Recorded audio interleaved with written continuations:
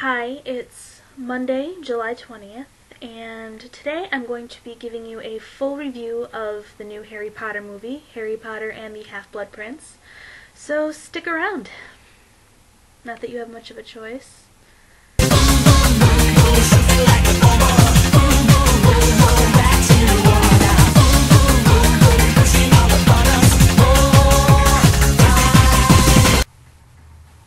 So summer is officially half over now, and I'm so excited that I get to go back to school in about a month. You know, gotta get back to Hogwarts. Sorry, I'm being a nerd there. It's a Harry Potter musical. I really think you should check it out before I say anything else. I discovered it a week ago, and I'm hooked. It's actually a lot better than the movie, which I will get to in a moment. But enough about me being a nerd. You know, summer went by quicker this year than it did last year, but then again I have a car this year and a couple of jobs, and I'm just glad it's almost over because I think I'm about to go insane. So, on to the movie review. I wanted to see it at the midnight show Tuesday last week, but I couldn't because I had the late shift at work, and when you close you gotta stay there till like 10:30, 11 at night, and when I got home I was pooped, so I just conked out, and I ended up going to the 1:30 show the next day, and theater was full, to be expected. Not many people dressed up like I would have expected at the midnight premiere. I felt like kind of a nerd just because I referenced Harry Potter musical again, and I drew a homemade dark mark on my arm, and I really wish I had a picture of it, but I went by myself for the first time. And it was the longest movie by far. It's 2.5 hours long, and it didn't drag, so you really didn't know that it was that long, but my overall review, what I have to say about the movie before anything else is that if you've read the books, it's a fail, but if you were just in it for the entertainment, or if you were just going with friends for an afternoon out, it didn't disappoint. It was very action-packed, a very diverse cast of characters, and who they were. A lot of the romance, of course, was kept in there. And but if you weren't familiar with the other movies, you would have been lost very quickly. Probably a big win for this movie is the casting. I was very impressed with the new characters. Slughorn Jim Broadbent, obviously he wins at whatever the hell he does, so that was natural. He wasn't exactly who I pictured Slughorn would be in the movies as compared to the books. Like, when I saw Luna for the first time, she was spot on. Slughorn, I had to readjust my imagination a little bit, but the acting with him was great. I really got his character, which is a lot more complex than a lot of people think it is.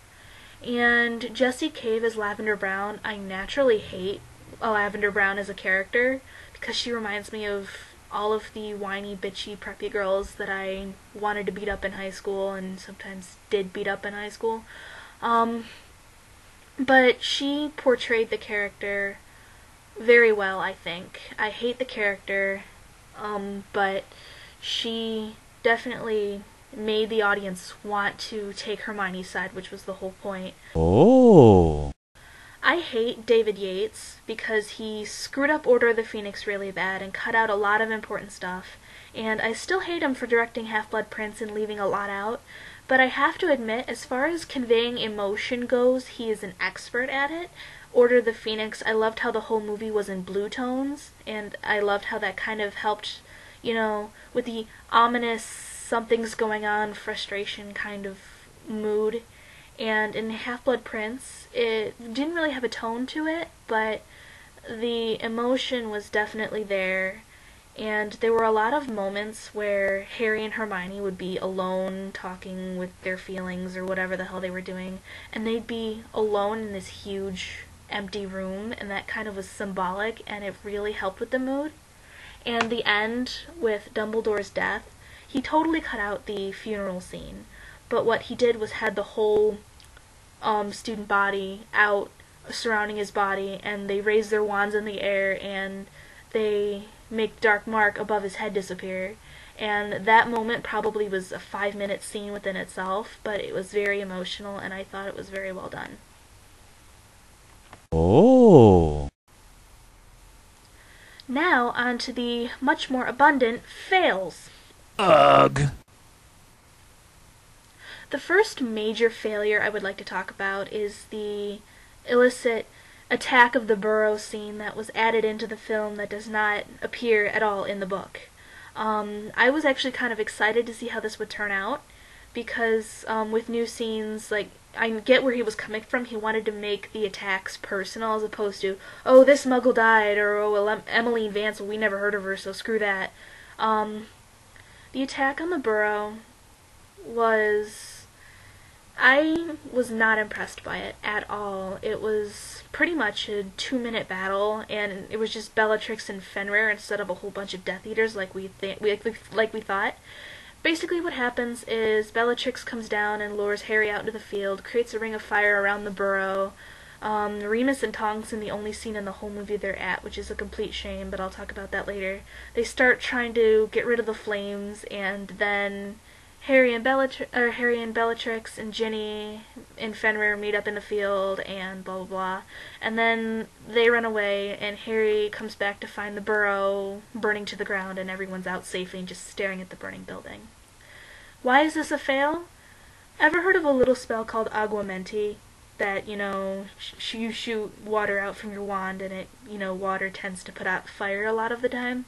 Harry uses this spell with the incantation and all later in the film, which makes it even more of a fail.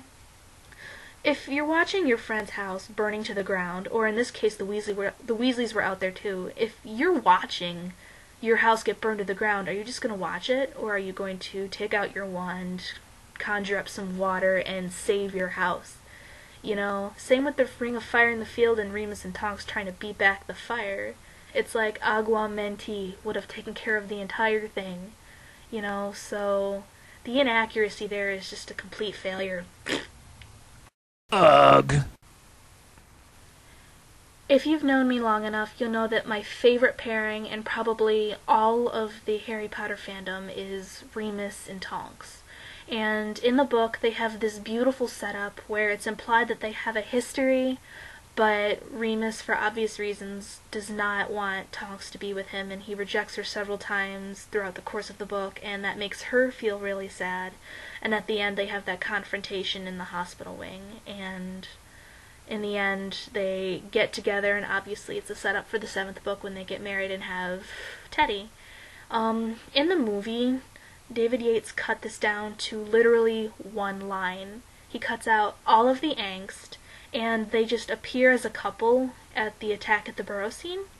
And the way they're situated in the set and everything, they're talking to Harry. They're not talking to each other in any way.